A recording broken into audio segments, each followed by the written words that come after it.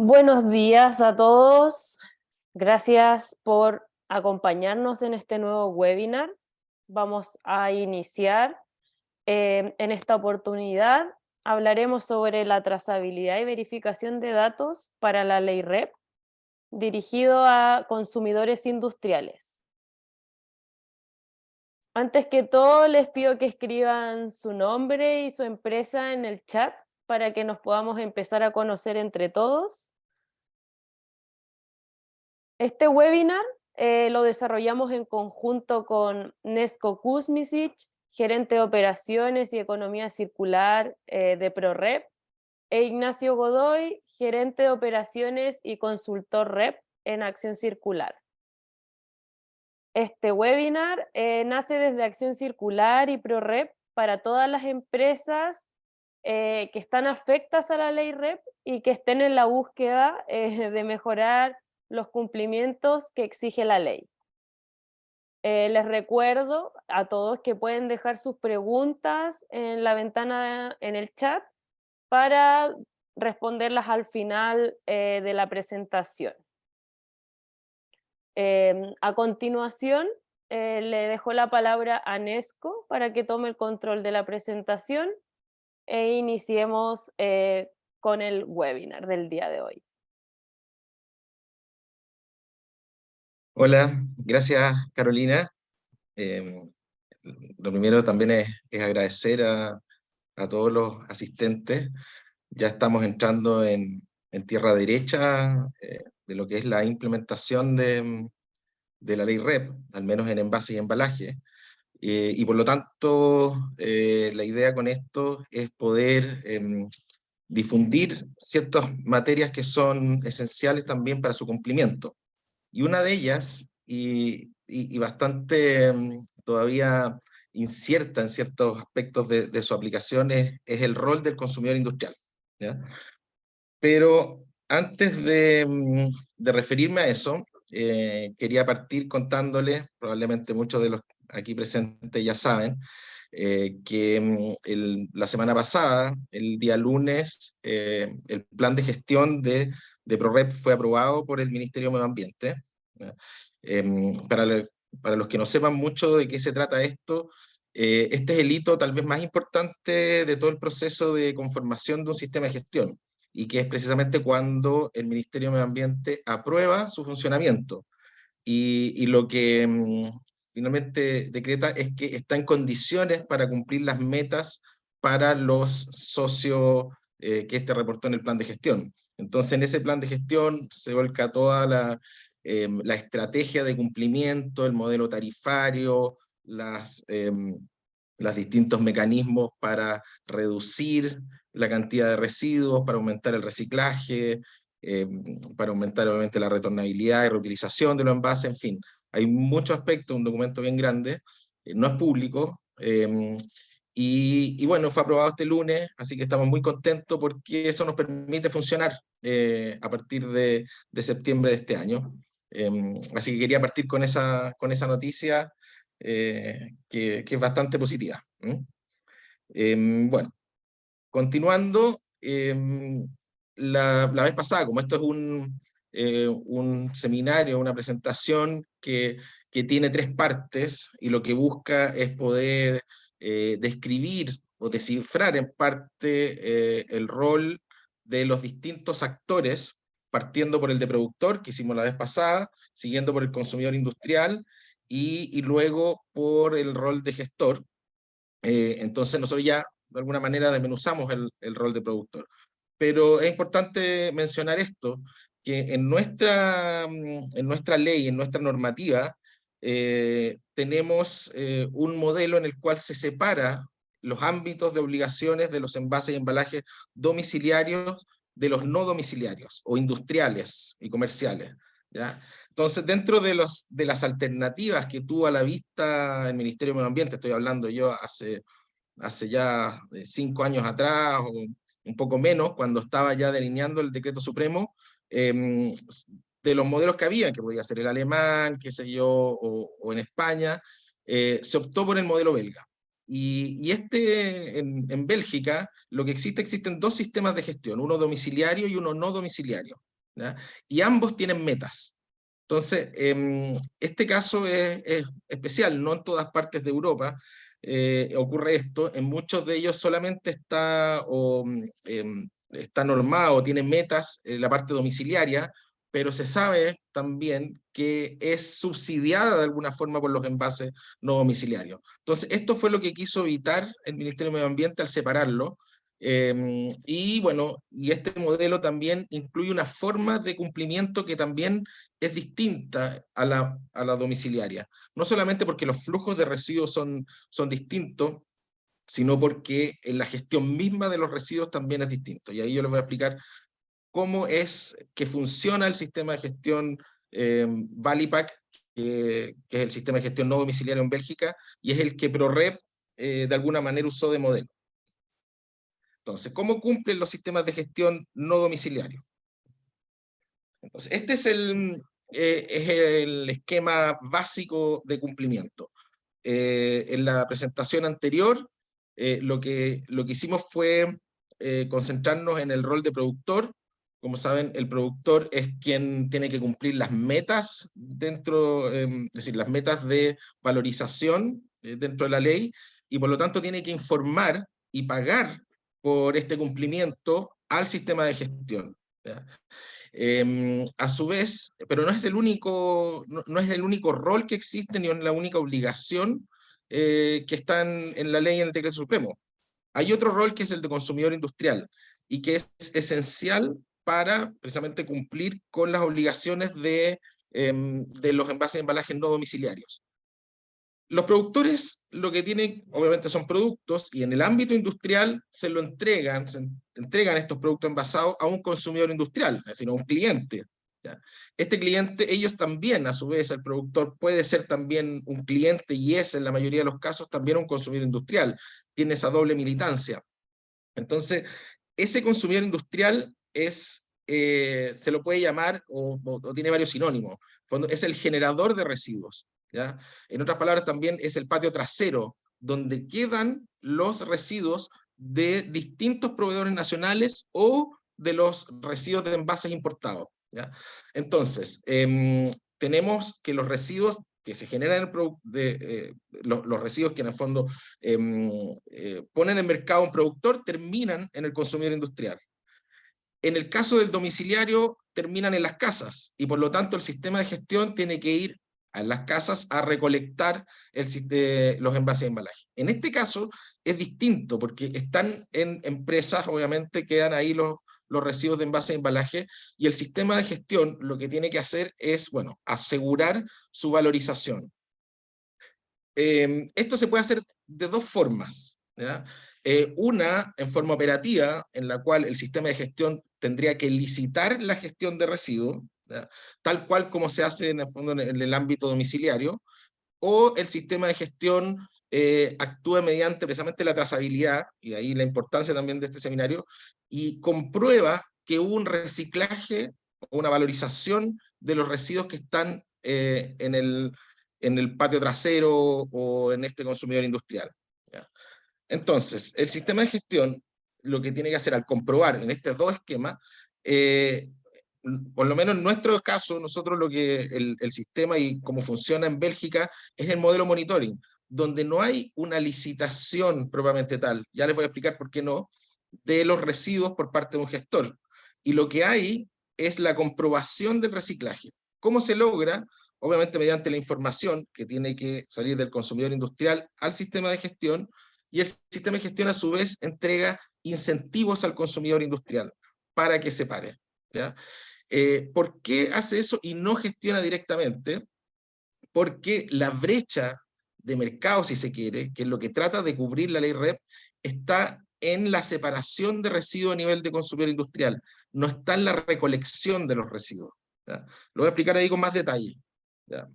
Pero es clave este rol de consumidor industrial, ¿ya? ¿Cómo lo define la ley? Básicamente como un establecimiento industrial de acuerdo a la UUC, que es la ordenanza se me olvida el nombre, de urbanismo y construcción, ¿ya? Siempre se me olvida la sigla, ¿ya? Pero lo define ahí. Y y entonces define ahí que el consumidor industrial básicamente es establecimiento industrial. Ahí hay algo que se tiene que modificar en la UC para que se permita ampliar este concepto y que no solamente esté ligado a los establecimientos industriales, sino también a los establecimientos comerciales. Y aquí hay un punto ya complejo, porque los establecimientos comerciales, por ejemplo, son los supermercados, donde se genera o se valoriza gran parte de los residuos no domiciliarios en Chile. Todo el cartón y el plástico, el film, mucho de ello queda en los supermercados. Eso por el momento hasta ahora no puede servir para cumplir con la meta porque no es un establecimiento industrial, hasta que no se modifique este otro cuerpo que tiene que ver con la ordenanza de urbanismo y construcción. Bueno, pero eso ya otro tema que es un poquito más complejo. Voy a seguir, ¿ya? Entonces, esto es lo que nosotros nos vamos a centrar en el rol del consumidor industrial, ¿ya? Entonces, ¿por qué los sistemas de gestión no licitan? Bueno, lo primero también es poner esto en contexto. En su momento, y volviendo al gráfico anterior, los gestores obviamente no querían tener los sistemas de gestión metidos en sus contratos de gestión de residuos, ¿ya? Por lo tanto, y porque en realidad hay muchas empresas de gestión de residuos, por lo tanto, si la intervención del sistema de gestión lo que hace es no hacer eficiente porque hay un intermediario entre el consumidor industrial y el gestor, ¿ya? Por lo tanto, no hay una necesidad en que el sistema de gestión intervenga. No es como en el caso domiciliario que hay que crear toda una gestión paralela a la municipal que se haga cargo de la recolección de estos residuos. Entonces, se reconoce que la gestión de residuos a nivel industrial funciona adecuadamente, ¿ya? Después, el tema es que, otro tema complejo es que los residuos, en el caso de los patios traseros, ¿ya? Tienen distintas formas en el fondo, de generación, de flujo. Por lo tanto, si un sistema de gestión quisiera licitar un parque, no sé, industrial, tendría que adecuarse a los flujos de generación de estos residuos de cada industria, lo que no es muy eficiente. En el fondo, hay empresas que por su tamaño generan residuos y tienen que retirarse toda la semana, hay otra que se tiene que retirar una vez al mes. Entonces, poder coordinar algo que es particular de cada una mediante un sistema de gestión global no, hace que no sea muy eficiente, ¿ya? Bueno, y como les decía también, en el caso de los gestores, no estaban muy de acuerdo, y como sale aquí en esta última frase, que es a través de los incentivos cómo se tiene que lograr, en el fondo, no intervenir en la gestión de residuos propiamente tal, sino generar incentivos para los consumidores industriales. Y eso es lo que hace Valipack, y eso es lo que nosotros como ProRep estamos visualizando. Entonces, en el caso de Valipack, que les mostraba yo este modelo, que nosotros también estamos siguiendo, hace la particularidad que tiene las tasas más altas de valorización en Europa, sin intervenir propiamente tal en la recolección de residuos, sino incentivando a que los consumidores industriales se paren. Y estas son sus tasas de reciclaje. De las 780.000 toneladas de residuos no domiciliarios, de un solo uso, el 91% de la madera, allá la madera es parte de la ley, se recicla, el 86,9% de los envases de metal, el 62,6% de los envases plásticos y el 100% de los envases de cartón. Entonces estamos hablando de un modelo exitoso que en total, usando la totalidad de residuos, recicla más del 90%. ¿Ya? Entonces es un modelo exitoso. Aquí uno lo ve en este gráfico, ¿ya? Si uno ve, bueno, esta era cifra del 2014. Este es un gráfico donde aparecen distintos sistemas de gestión y cruza lo que es el costo y las tasas de valorización, ¿ya? Entonces, si nosotros vemos, tenemos sistemas de gestión que no alcanzan tasas muy altas en total de valorización, y a su vez tienen costos mayores, como el caso de Austria.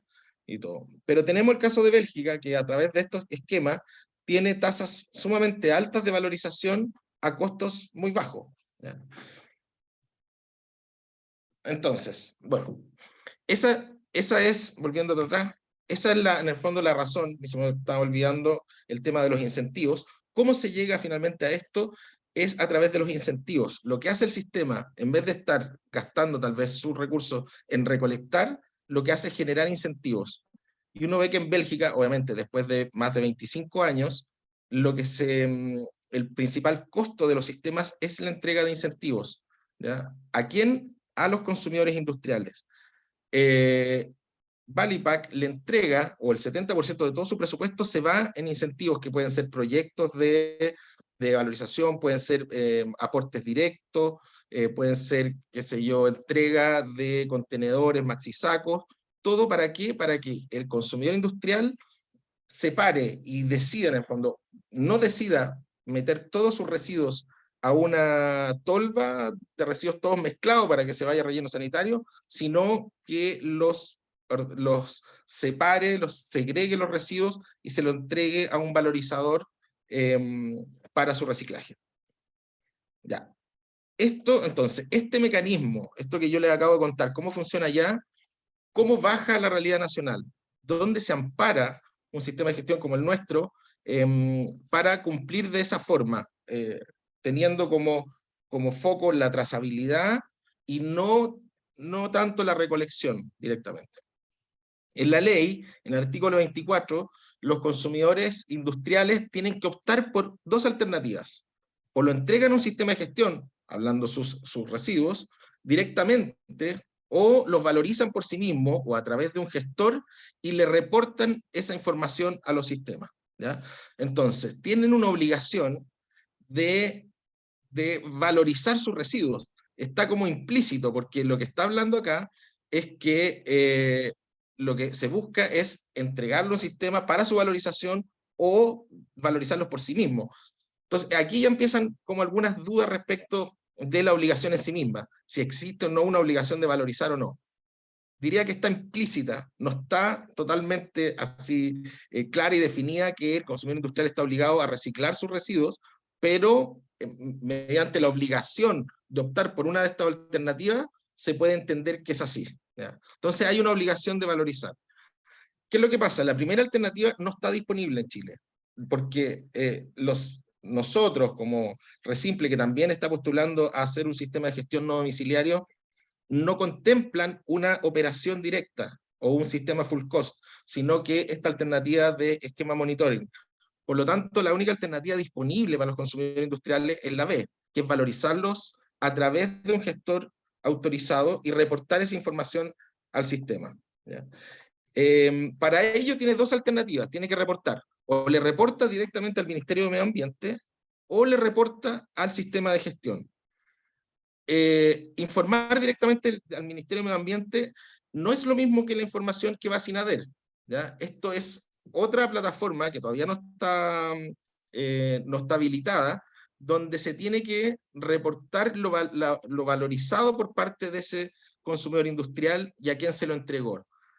Esa valorización, ese atributo, se lo reparten a todos los sistemas de gestión que estén disponibles en ese momento a prorrata de su participación de mercado.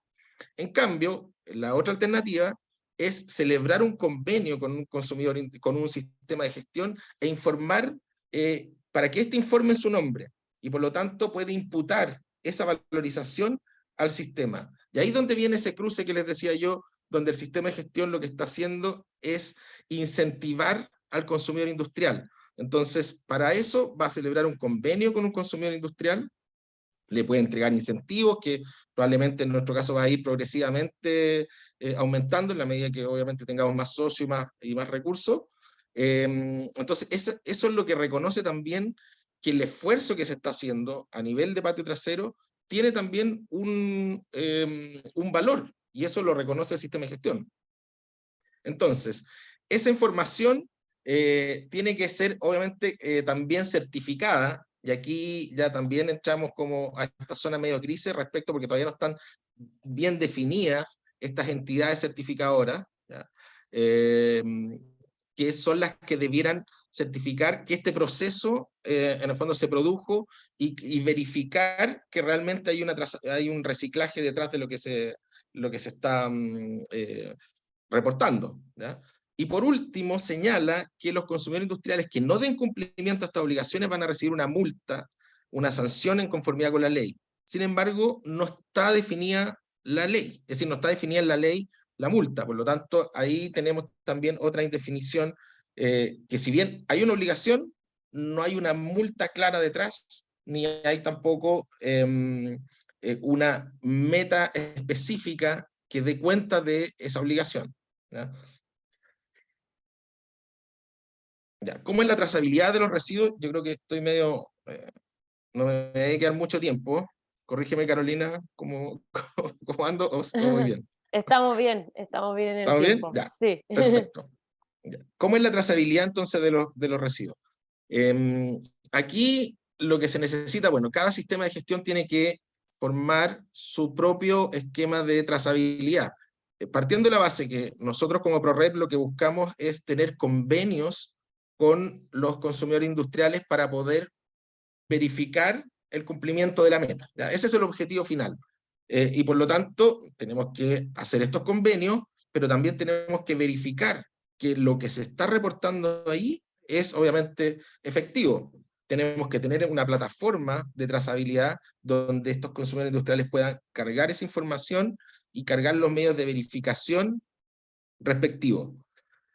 Eso nosotros lo estamos armando, está en proceso, y lo que se necesita, al menos lo que visualizamos nosotros, es que se tenga un estándar a nivel de la industria, donde la información que los consumidores industriales carguen y la información que tienen que verificar los gestores sea de alguna forma la misma.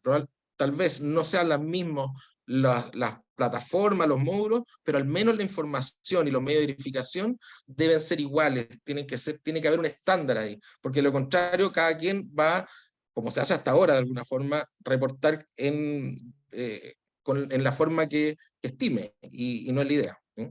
Entonces nosotros estamos armando una plataforma que va a parecerse un poco a esto, donde cada empresa obviamente va a tener, estoy hablando de los consumidores industriales, la empresa que está detrás de este consumidor industrial, ya que puede ser productor o no.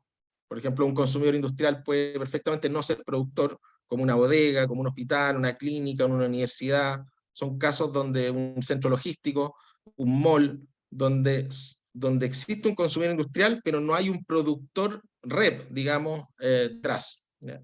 Entonces, esto se tendría que hacer por establecimiento, ¿ya? Y obviamente reportar el material, el subtipo, ¿ya? En esto se parece un poco a lo que se reporta en SINADER, esa es la idea, ¿ya? Se describe es decir, pues la cantidad, obviamente, se reporta la cantidad de envases que fueron valorizados, esto solamente para envases, por eso lo separo de lo que es SINADER, que es todos los residuos, esto solamente envases de embalaje. La fecha de retiro y el gestor que fue quien le retiró para valorización. Y luego tiene que entregar los medios de verificación respectivos, que estamos hablando de guía de despacho, que sea ticket de pesaje, fotografía, certificado de exposición final, lo que puedan entregar el consumidor industrial. ¿Por qué lo tiene que entregar el consumidor industrial? Y aquí tenemos una diferencia con Bélgica, porque en la ley quien reporta es el consumidor industrial. En Bélgica los que reportan son los gestores, ¿ya? Y aquí vamos a tener un problema, porque en Bélgica hay 40.000, o Valipack tiene 7.200 productores, y le entrega incentivos a 40.000 consumidores industriales, pero ellos no tienen que reportar nada. Y los que reportan son los 200 gestores. Entonces, si nosotros hacemos una comparación, vamos a tener a miles de consumidores industriales reportando, lo que puede ser ahí medio complicado. Pero en fin, es algo así. Y lo que va a venir después, y eso ya va a ser en el próximo, cuando estemos hablando de los gestores, va a ser la comprobación de lo reportado por parte de los gestores. Por lo tanto, los gestores también van a participar de esto. Y también tendrían que verificar la información que le entregan y a su vez entregar medios de verificación para comprobar que el reciclaje realmente existió. Entonces, ¿cómo se verifica esa información suministrada por los consumidores industriales?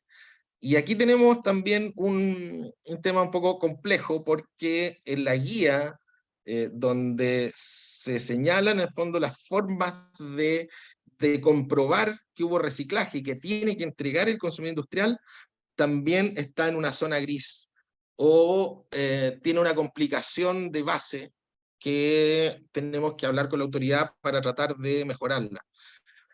¿Qué es lo que señala la guía de los informes de avance final, que son los informes finalmente que tienen que entregar los sistemas de gestión y que acreditan el cumplimiento? ¿Ya? Entonces, en esos informes que van hacia la Superintendencia de Medio Ambiente, tiene que comprobarse que lo que se está diciendo es real. Y por lo tanto, tenemos, por un lado, que comprobar que lo que declararon los productores sea verídico, pero también lo que declararon los consumidores industriales también sea verídico. Y lo que está pidiendo esta guía o la superintendencia son documentos tributarios, boletas y facturas de la gestión y valorización de los residuos. ¿Cuál es el problema? Aquí, y lo voy a mostrar con el próximo, con esta lámina. ¿Ya? El problema ocurre con la naturaleza de esa factura. ¿Ya? Tenemos un consumidor industrial que acopió sus residuos separados en su patio trasero, y por lo tanto, no sé, tiene 500 kilos de cartón, logró tener una tonelada, qué sé yo, de plástico, de film, y se lo entrega o se lo retira a un gestor. Y el gestor, es decir, o transportista, llega a un centro de acopio y de pretratamiento, y lo que hace ese gestor es agrupar, enfardar los materiales, porque obviamente de esos 500, 1000 kilos que salieron del consumidor industrial, no se van directo a una planta de reciclaje, sino tienen que ser obviamente acopiados para hacer más eficiente obviamente la logística, y por lo tanto se tienen que juntar 20 toneladas de film o de cartón para que en un camión vaya y se lleve a una planta de reciclaje. Y por lo tanto, entonces, si es que el consumidor industrial tiene que dar cuenta para la autoridad con una factura de reciclaje, vamos a tener que esa factura de reciclaje es de 20 toneladas y lo que él entregó fueron 500 kilos. Entonces, ¿cómo va a comprobarse con una factura que en el fondo está, de hecho, esta cantidad, que este acopio de 20, una que hay que trazar en el fondo casi que cada fardo, pero además tiene que ser descompuesta en todos los consumidores industriales que aportaron en esas cantidades? ¿Ya? Es la única forma, si se quiere, para poder demostrar que esa cantidad es en el fondo que esa factura da cuenta de un reciclaje, pero que puede ser usada por varios otros. Entonces, como medio de verificación, tiene esa complicación de que la factura de reciclaje no se condice con lo entregado por el consumidor industrial. Y el otro problema que tiene es que en general en estas facturas se habla de precio, y precios de reciclaje de los materiales, y por lo tanto el gestor no necesariamente quiere que el consumidor industrial sepa el valor que tienen los materiales en el mercado de reciclaje. ¿Ya? Entonces, es una información estratégica esa factura para el gestor. Y por lo tanto, tenemos que ver ahí de qué forma triangulamos esta información para no violar en el fondo la libre competencia y no afectar a los gestores, pero también para poder verificar con factura o con otros medios de verificación o prueba que lo entregado por el consumidor industrial X fue finalmente reciclado. Entonces, hay un problemita acá que tiene que ser resuelto. ¿Cómo lo estamos viendo? ¿Ya? Y esto está obviamente que es nuestra visión de cómo debiera o cuáles son las alternativas para subsanar estos problemas. Entonces, si bien tenemos la factura de reciclaje, tenemos estas 20 toneladas que fueron recibidas por un consumidor industrial, por un gestor, por parte del reciclador, y por lo tanto el emisor es el gestor, pero quien recibe no vendría siendo el consumidor industrial, sino el sistema de gestión. Entonces, él va a recibir esa factura con precio y todo, y la va a ir descomponiendo de acuerdo a los, obviamente, a los consumidores industriales que participen o agrupados logren esas cantidades. Después, obviamente, también tiene que estos certificados de disposición final, que lo ideal es que sea un estándar en el certificado de disposición final, no que cada empresa haga el suyo propio.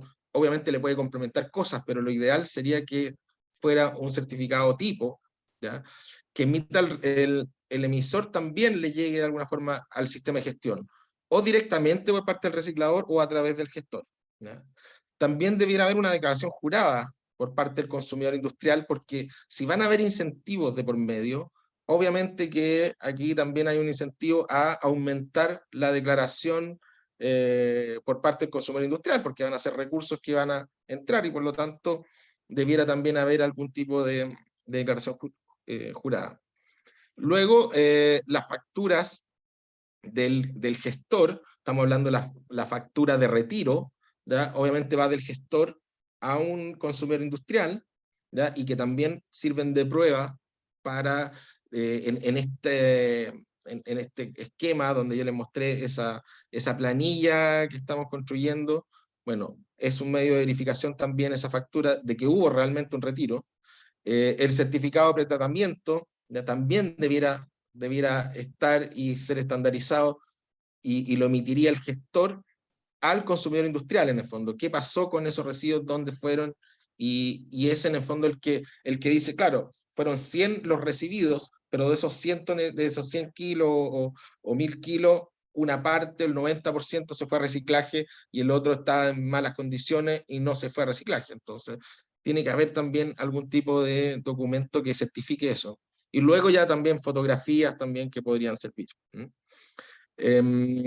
Y eso les quería contar. Es un tema complejo, yo no sé si se logré transmitir toda esa complejidad, pero bueno, cualquier duda que tengan, ya estamos entrando a otro terreno, ya la certeza está con lo del productor, pero ahora viene la implementación que tiene bastante todavía zonas que no están del todo claras de cómo van a ser implementadas. Así que eso, ahí hacen las preguntas y ahí trataremos de responderlas. Muchas gracias. Gracias, Ahí, Nesco. gracias, Nesco. Dale, Nacho. Ya, Caro, gracias. Hola a todos, soy Ignacio, soy de Acción Circular, soy encargado de operaciones y también soy consultor de la ley REP. Así que aquí ya está el segundo webinar junto con ProRep, así que ahí vamos a ir viendo varios temitas que tienen que ver justamente con lo del consumidor profesional, lo de los diagnósticos de residuos, el tema que nos puede ayudar la tecnología para resolver todo esto. Así que vamos de lleno nomás. Ahí puedo cambiar, perdón. Creo que ahí sí. Ya. Ahí sí, ya. Ahora estamos en el proceso de la operación de la ley REP. Si bien este año, ya en septiembre, deberíamos empezar con todo y empezar ya a tener estas tasas de recuperación. ¿Qué se hizo en los pasos anteriores? Bueno, básicamente cada una de las empresas tuvo que identificar sus envases y embalajes. Esto ya es la línea de base que todos hemos visto, que ya todas las empresas que están acá las deberían tener. Si no, hay que entrar a preocuparse. Y esta misma línea de base, obviamente, tiene una clasificación especial por categoría. Ya sabemos que existen diferentes categorías que la ley nos obliga a valorizar. Categorías que van tanto para residuos domiciliarios, que son los que llegan al consumidor final, a uno, y residuos no domiciliarios, que son justamente estos que se quedan en el patio trasero, en los CI, en nuestros centros comerciales, en diferentes lugares que no llegan al consumidor final. También, como decía Nesco, el paso que también está ahora tiene que ver con el desarrollo de las plataformas de estos grandes sistemas de gestión, donde puedan asegurar la trazabilidad, subir sus datos, cuánto entra, cuánto sale, cuáles son los residuos, etcétera, y finalmente ya las declaraciones en conjunto. El año pasado la declaración dependía netamente de la empresa, de los productores de productos prioritarios. Este año es en conjunto el gran sistema de gestión, y de aquí hacia adelante el gran sistema de gestión es el que se hace cargo de hacer estas declaraciones. Pero obviamente los productores de productos prioritarios deben acercarse a estos grandes SIG y darle la información necesaria. Todas estas líneas de base, todos los flujos de residuos, etc.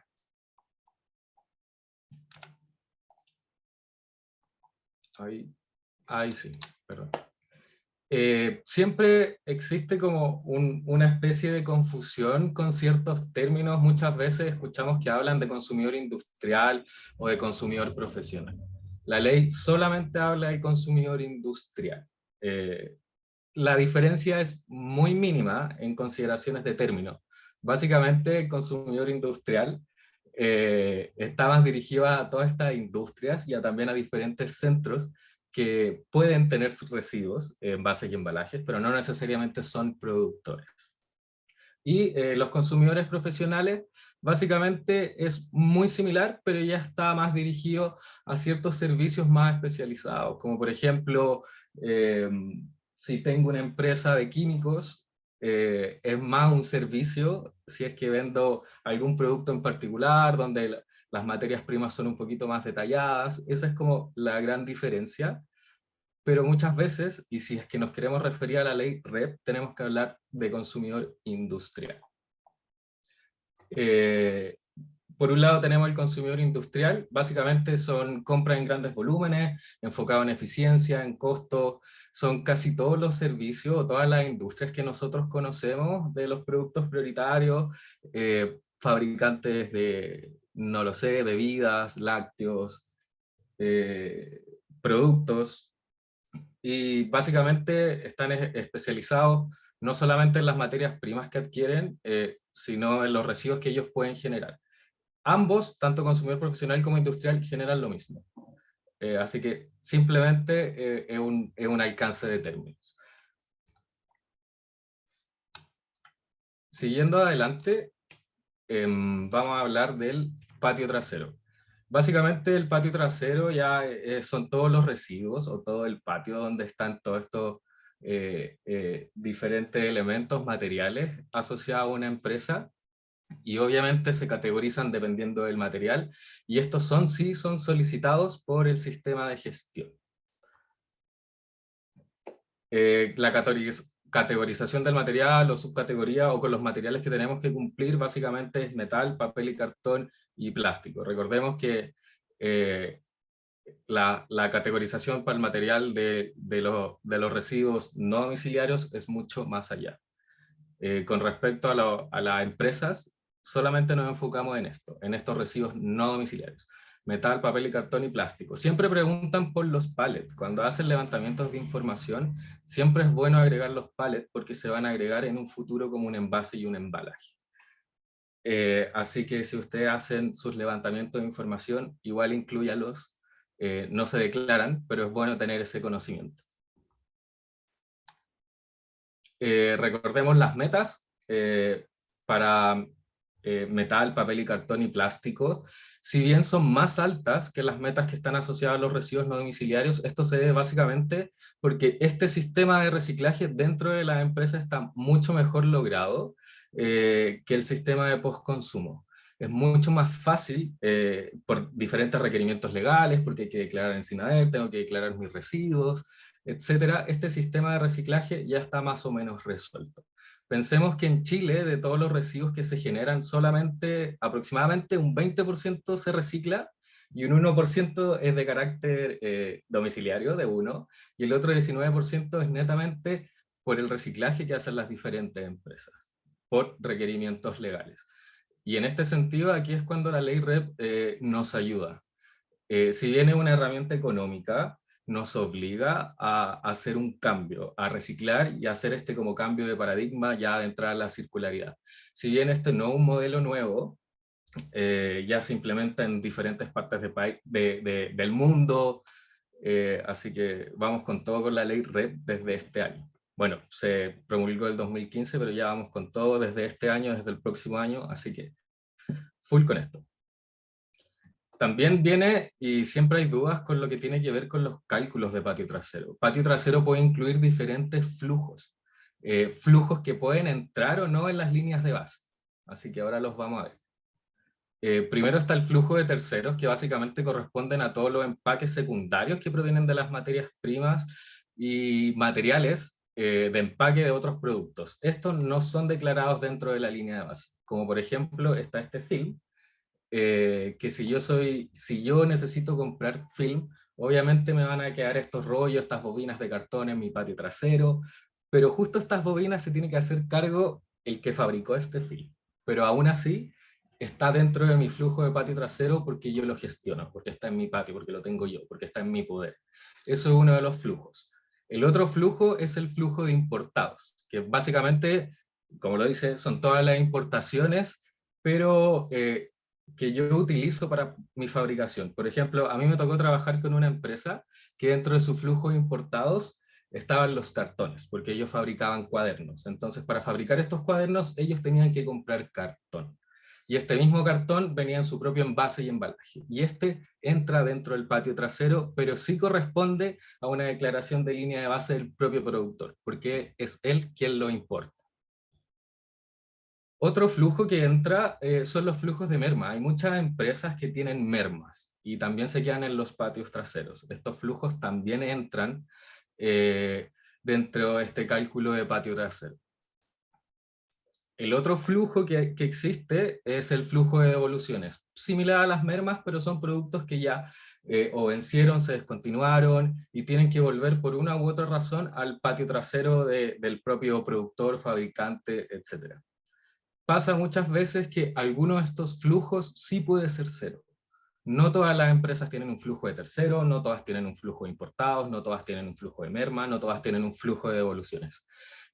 Por ejemplo, hay empresas que son fabricantes que no tienen mermas, porque todo lo vuelven a reingresar a la producción, entonces mermas no existe. ¿Cuál es la principal dificultad que yo he visto cuando llego a las empresas? Ningún flujo está claro de nada. Muchas empresas, cuando les llegó la ley REP, se pararon y dijeron, oh, necesitamos a alguien ambiental que nos ayude con esto. Básicamente pasa porque existe una especie de desorden. No hay nadie que se haga cargo de estos flujos. Solo aparecieron ahora, bueno, existen desde hace mucho tiempo, pero ahora es importante empezar a considerarlo, en especial si tenemos que cumplir con la ley REP. Siguiendo adelante, porque es importante la trazabilidad dentro de la gestión de residuos, básicamente es porque necesitamos conocer la cadena entera. También uno de los beneficios asociados a conocer la trazabilidad es conocer los diferentes puntos críticos que existen en mi empresa. Yo al conocer los puntos críticos de mi empresa también soy capaz de reconocer las oportunidades de mejora. Y una oportunidad de mejora básicamente se demuestra en un ahorro, en un ahorro de plata.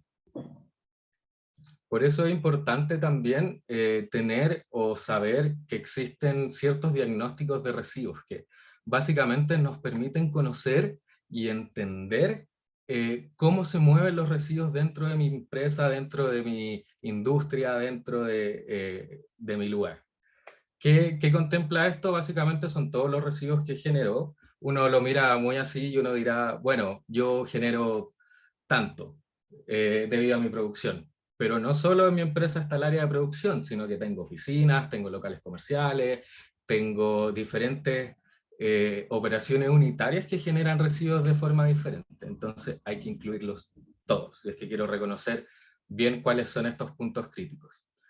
Obviamente los tipos de residuos generados, los lugares de generación, volumen, peso, frecuencia, tratamiento actual, disposición de trabajadores también. Es muy importante incluir esto.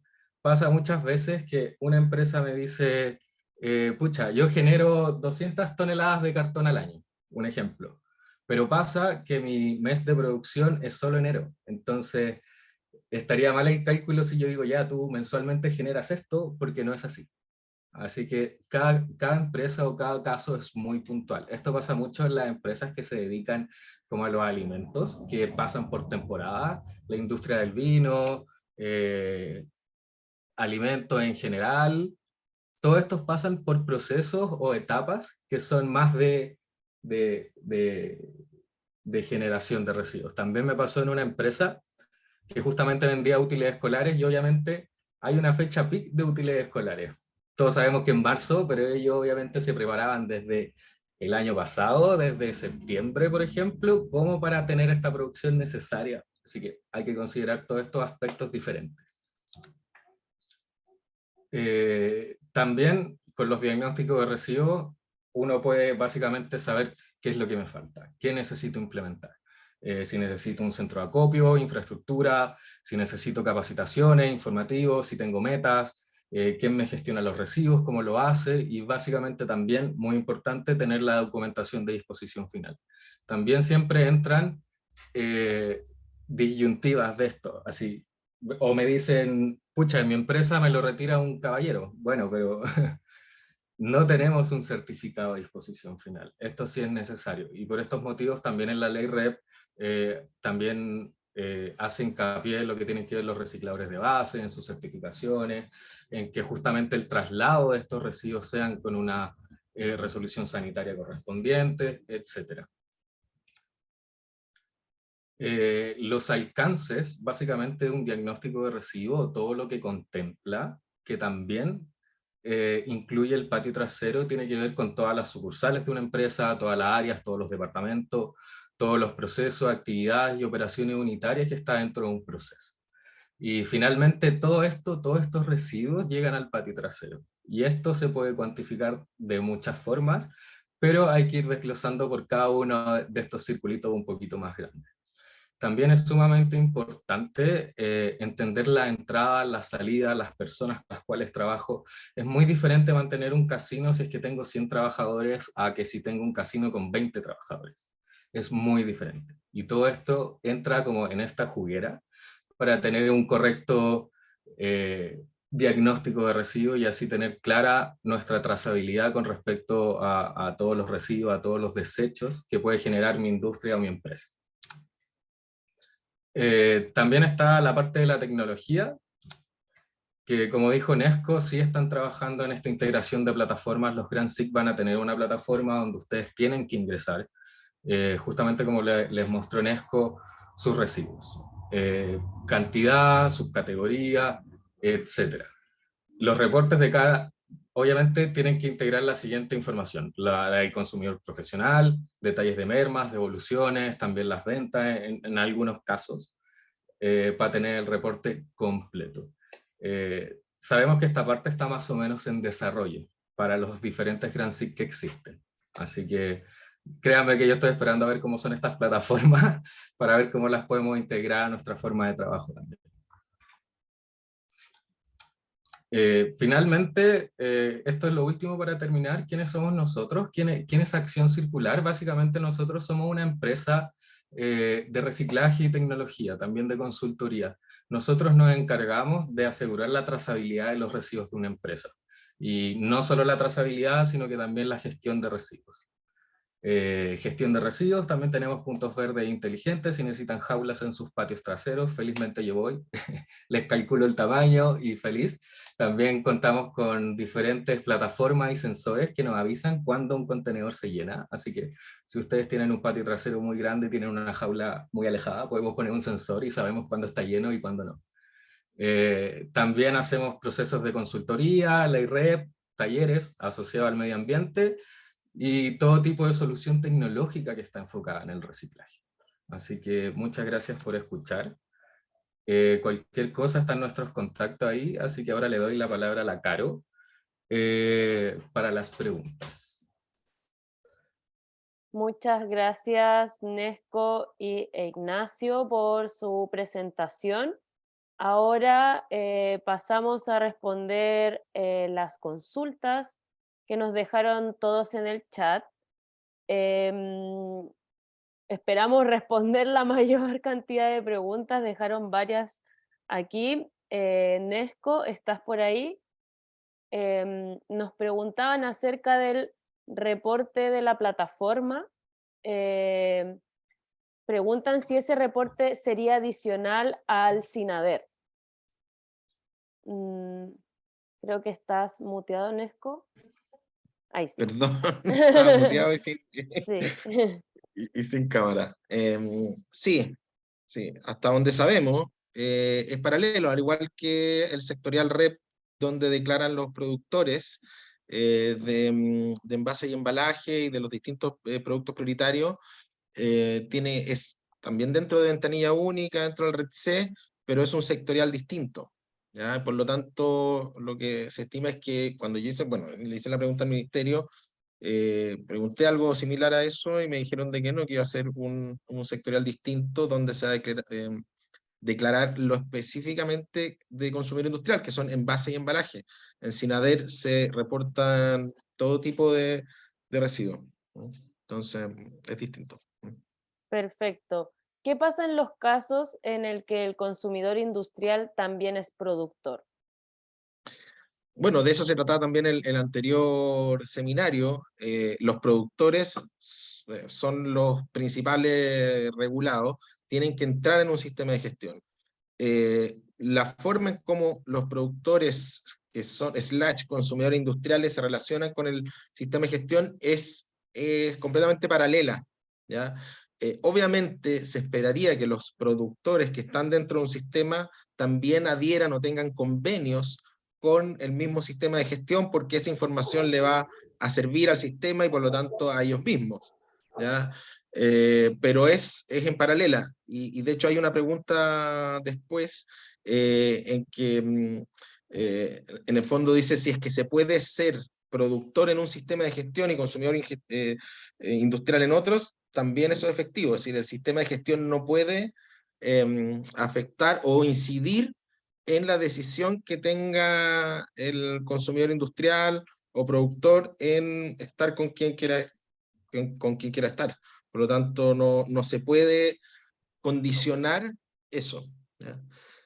Y otra diferencia ahí, bueno, es que en el rol de productor tienen que financiar al sistema de gestión y de alguna manera aquí es el rol inverso. El sistema de gestión de alguna manera hace un trade-off y entrega recursos o devuelve recursos al consumidor industrial, ¿ya? No hay un pago detrás de ese convenio. Perfecto.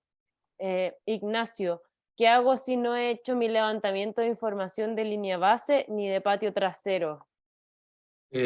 Contactarnos, no, preocuparse.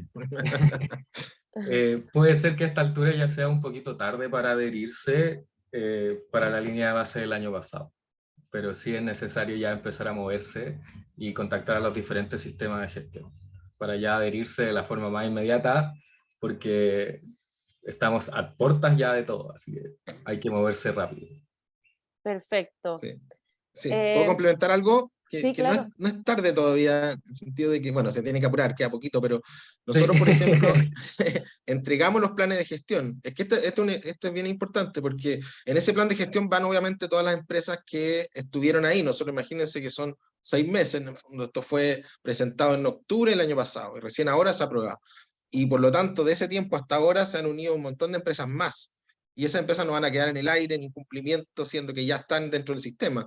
Entonces, lo que se hace es una actualización al plan de gestión, donde se modifican básicamente aquellos capítulos donde obviamente es afectado por un número mayor y distinto de productores. Por lo tanto, nosotros, que ya acabamos de ser aprobados, vamos a ingresar a esa actualización probablemente a principios de junio. Entonces todavía hay espacio para ingresar a los sistemas de gestión y hacer ese levantamiento. Perfecto. Entonces ustedes siguen aceptando hasta junio, ¿no es cierto? Seguimos aceptando, sí, después seguimos aceptando igual. Si el tema es La ver actualización. una cosa, acuérdate que son dos obligaciones. Una es estar dentro del sistema de gestión, que es la que tiene la multa más alta, de alguna Sí, forma, son sí, 8 millones de dólares, pero después está el cumplimiento de la obligación. Entonces, se exacto. puede dar el caso de alguien que entre muy tarde, que esté en cumplimiento al estar dentro del sistema de gestión, pero no pueda estar en capacidad de cumplir con la obligación porque llegó muy tarde y no informó cuando tenía que informar. De todas maneras, Entonces eso también sí. puede pasar. Pero todavía tenemos todavía un mes y un poquito más para apretar. Buenísimo. Sí. Buenas noticias para los que están un poquito más atrasados. Otra Ujú. pregunta que dice, ¿con qué documento declararía el consumidor en el caso que el envase y embalaje es entregado o donado al gestor? Mira, cuando yo le hablé de los medios de verificación, bueno, esto es algo que todavía está en definición, pero no es todos los medios de verificación. Entonces, independiente que hay una venta, igual hay una guía de despacho, un transportista tiene que tener una guía de despacho por si, entonces, eso es un documento que va aparte de la venta. También hay tickets de pesaje, la idea es poder tener por lo menos la guía de despacho, que vendría siendo como el más importante, junto con este certificado de disposición final, que hay que cambiarlo bastante también, ¿ya? Pero no habría problema. No necesariamente eso tiene que ser una venta de ese material o un pago por el servicio de recolección. Pueden haber otras transacciones. En la medida que este gestor esté autorizado, puede también entrar en esta dinámica. Perfecto. También ahí consultan si sirven las guías de despacho para la verificación. Es lo que acabo de ¿Sí? decir. Sí, sí Perfecto. sirve. Diría que es el principal medio de verificación por parte del consumidor industrial. Buenísimo. También una pregunta dice, ¿alguien sabe cuál es el estado de incluir los textiles en la ley? ¿Hay noticias respecto a Yo esa sé, información? hay un estudio que hizo el Ministerio de Medio Ambiente sobre los próximos productos prioritarios. ¿Ya? Es un estudio que hizo, ay, ¿cómo se llama? Se me olvidó el nombre, pero una consultora, y bueno, y los textiles, supuestamente van a haber 5 o 6 productos prioritarios más, y los que tienen mayores alternativas para poder estar dentro de eso, no están necesariamente los textiles, está como en un lugar 7.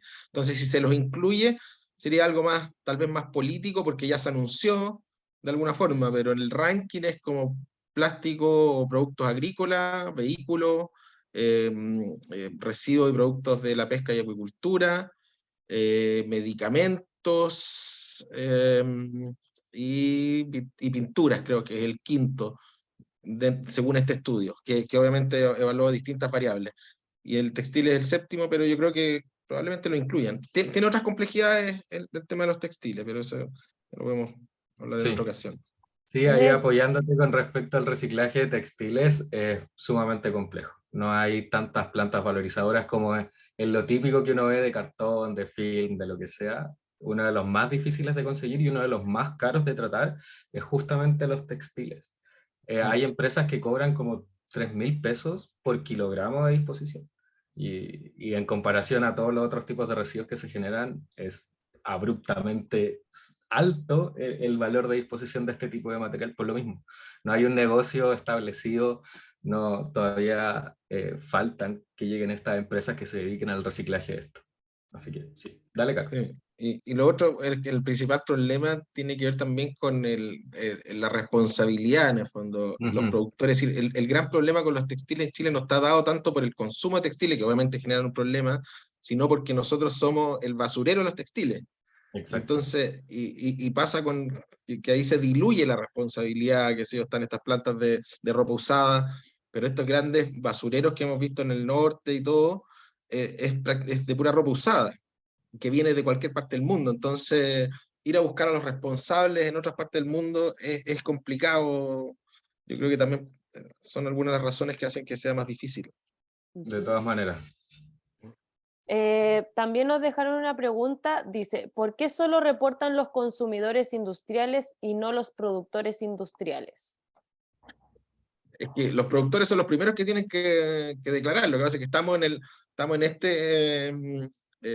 esta sesión tiene que ver con consumidores industriales, pero los primeros, los que tienen que declarar, y este año tienen que declarar en el Red C, en el sectorial REP de Red C, y a los sistemas de gestión, son los productores industriales, así los productores de envase y embalaje industriales, ¿ya? Entonces, ellos tienen la principal responsabilidad. Ahora, a partir del próximo año va a ser solamente el sistema de gestión, pero son los que tienen más clara su responsabilidad de declarar. Y hay multas asociadas a no declarar. Son leves, pero son de 1.000 UTA, que son equivalentes a como 800.000 pesos. No es menor. Es decir, perdón, $800.000, no $800.000, $800.000. 1.000 unidades tributarias anuales. Correcto.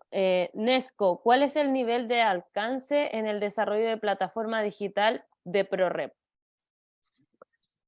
Mira, nosotros ya tenemos la plataforma de productor lista y funcionando. Estamos ya en la etapa final o beta de la de consumidor industrial. Ya iniciamos el diseño y de elaboración de la plataforma de gestor, que es la que va a confirmar lo otro. Entonces ahí hay un tándem entre consumidor industrial y gestor.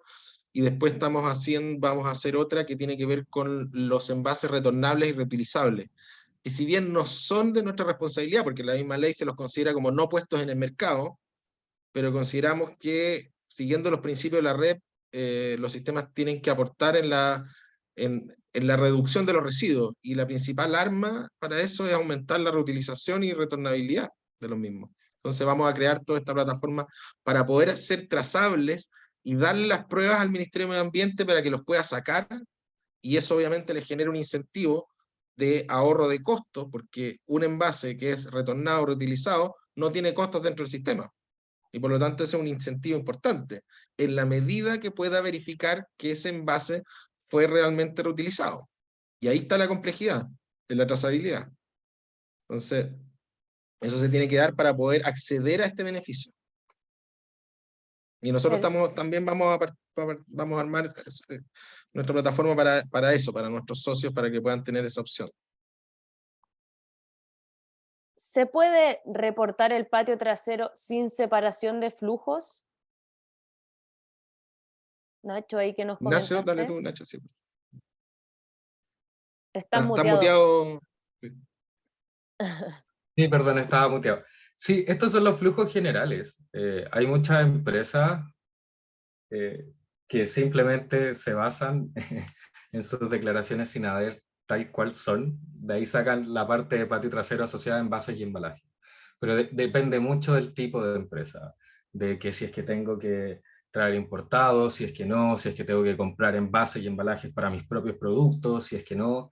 Entonces, existe un caso especial para cada tipo de empresa y para cada rubro, pero generalmente se repiten estos 4 flujos, de importados, de terceros, devoluciones y mermas, pero no en todos, depende. Hay flujos que pueden ser cero, claramente. Puedo tener una empresa donde no devuelvo o no tenga merma, cero. Así que no es necesario tener un detalle tal cual de cada uno, y también depende de cómo te lo están pidiendo los diferentes sistemas de gestión. Estos sistemas de gestión suelen trabajar con planillas, pero básicamente todas tienen la misma información, pero depende del sistema de gestión donde estés adherido. Perfecto. Ya terminando, hay una pregunta: ¿el consumidor debe cumplir meta o solo valorizar el envase y embalaje?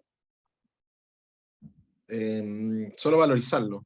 No hay metas ni multas definidas. Entonces, pero sí es una obligación. Entonces, obviamente los que se puedan reciclar, eso no significa que tal vez todos, pero al menos aquellos que están bajo, es decir, que son susceptibles a ser reciclados, debieran ir a reciclaje y no a relleno sanitario. Que es lo que pasa muchas veces, que por no separarlos terminan en base de embalaje, en vertedero, relleno sanitario. Entonces eso es lo que también se busca evitar.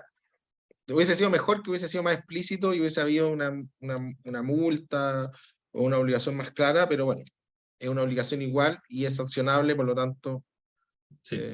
está a criterio de la autoridad el cómo, cuándo y dónde multar. Perfecto. ¿Está habilitada ventanilla para consumidores industriales? No todavía, todavía no parte la ley. Nosotros, bueno, estamos armando esto también de consumidor industrial, pero el Ministerio de Medio Ambiente va a tener que tener también habilitado en su momento esto. Probablemente cuando se tenga que declarar lo del consumidor industrial, bueno, en nuestro caso, nosotros queremos tenerla pronto ya con los que tenemos convenios para empezar a declarar este año, pero cuando probablemente se va a necesitar esa información es en mayo del próximo año. Entonces yo creo que todavía el ministerio tiene algo de tiempo, pero en ese momento se va a tener que declarar todo lo del año pasado. Nosotros buscamos que vayan declarando en la medida en que vayan retirándose y no quedar con toda esa información acumulada para subirla de una. Perfecto. Bueno, para no extender más este webinar, les recuerdo que la grabación y la presentación se las enviaremos durante esta jornada. También había una consulta que me interesaba responder, era que si Acción Circular llegaba a regiones. Tenemos operaciones en algunas ciudades fuera de Santiago, así que si tienen más dudas que no alcanzamos a resolver ahora en este webinar, ahí están los correos de Acción Circular y de ProRep para que puedan dirigir la consulta y nosotros amablemente las vamos a responder. Muchas gracias a todos por su participación. Nesco, Ignacio, nuevamente muchas gracias por la explicación muy clara de la información, y muchas gracias a todos por su presencia. Nos vemos en otro webinar y que tengan una excelente semana. Que estén muy bien. Gracias, que estén bien. Gracias, Chau. Caro. Gracias, Nesco. Nos vemos. Chao. Gracias, Natalia.